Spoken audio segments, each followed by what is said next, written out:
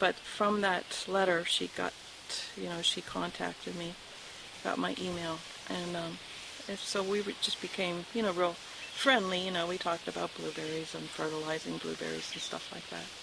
And then she told me that the gas people had approached her and that they had had troubles with the gas company before, and that they had water issues, and she couldn't trust them, and she told me, don't trust them.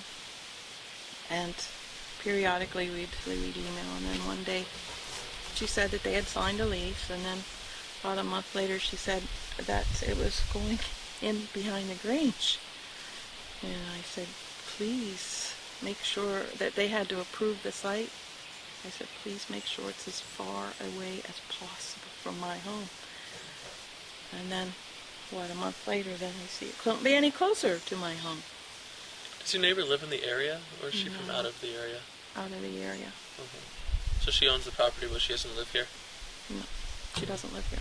No, and so I was immediately just sick. I mean, totally panic-stricken. Since, I first found out about the Marcellus and been slowly reading more and more and more, at times, when I read it, I get real upset and stressed, and like I have to put it away for a while. I can't read anymore. I just get sick. I'll get back to it and read more, and the more I read, the more worried I get, and the more stressed out I get. So, I have been researching it, and I had sent her a couple things that I had researched, telling her that it's likely that, people's water could be contaminated. And so when I saw that over there, I was so upset. And since then, of course, I've even researched more, and I just tried to reach out to people. So I wrote to everybody I could think of to write to, actually. Wrote to my legislators. I wrote to Western Pennsylvania Conservancy, Penn Future, Damascus Citizens. I mean, everybody I could find. I said, do you have any advice? Is there anything that I can do? Please help me, because I'm desperate. Unfortunately, most people said there's nothing you can do, which I'm not going to buy. It's not right, it's not fair, it's dangerous. I think if you, research the technology, well, even EPA, they're doing a study right now to see if it is a safe practice, and that study hasn't been concluded yet, but obviously the whole state of New York doesn't think that it's safe.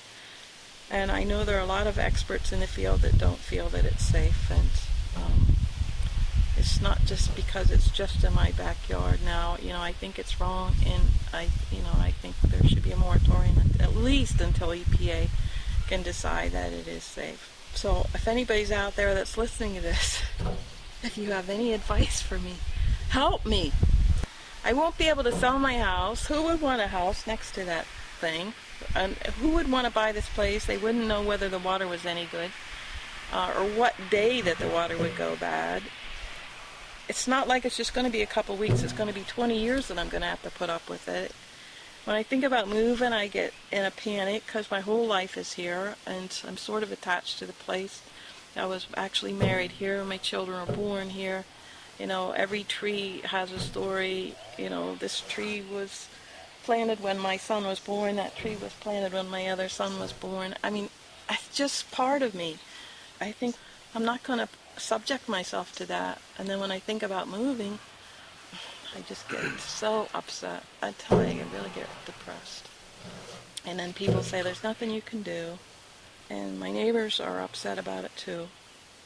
If they, from my understanding, once they put the well in, put the borehole in, then they come back. According to the gas man, they will put one horizontal in. Maybe then they come back a couple of years, put another horizontal in. Come back another couple of years, put another one in. Come back another couple of years and put another one in. Well, each time they come, that's 3 months. So 3 months times 5 is 15 months times every 3 years that they have to refrac. This is years of constant noise, constant dust, constant danger. It's a bad thing.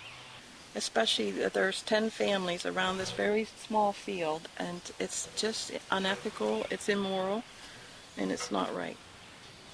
Help me. You talk of your community as a very close-knit group. When certain members of your community started signing the leases, did you feel like it divided your community, or did you feel more pressure to sign the lease as your neighbors were signing the leases? Well, both actually, because I think initially I felt that we should talk to our neighbors, about it and see what they're doing and see how they feel.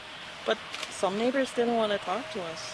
So I don't think it brought us together. A few neighbors did talk to us and shared what they knew, but other neighbors didn't want to talk about it. And it's, that way today. Some neighbors I haven't spoken to about it. Other neighbors are very much concerned and very appreciative of myself being concerned, and other neighbors don't care. And so it's a mixed bag. I think ideally it should have brought us all together. Do you think it might be their concern for the possible profits or backlash of the industry? It might be threatening their ability to speak about it, to speak with you about it, or... I think some just are putting their heads in the sand about it. And I think some people just have a basic trust about them and believe that the gas company, that it'll be nothing, just a very minor inconvenience, and they'll be safe, and I think they believed it. And I haven't got the story from all my neighbors. I've heard rumors, I heard the one neighbor, they have to put a pipeline in. So one neighbor had stakes all down across his field where a pipeline was to go. But now all the stakes are gone. And I heard that he just got fed up and said, no, because it was in his lease that he did have to give written permission, because he already did have a lease beforehand from a shallow well. In fact, I remember him being very angry about that. He said that blankety blank went and had that written on his lease, that he had to have written permission. So, that was going to mess things up for them. Mm-hmm. The industry representative was angry that they had to have written permission to be on their land. Huh. Written permission where they were going to put things, yeah. Oh, okay.